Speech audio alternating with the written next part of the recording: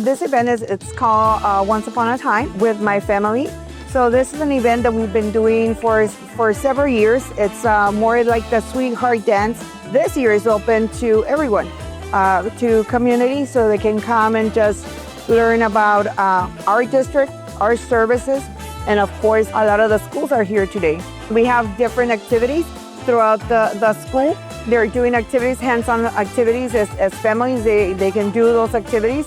And after that, they can also go and have some time dancing in the gym. For our parents, I even gotten calls from other districts, parents from other districts, and they said that they had seen it in Facebook, out there in social media, and they wanted to come in because they had not seen this kind of events in other districts. So that was something really important for us to communicate to McAllen ISD parents that we have a lot of options.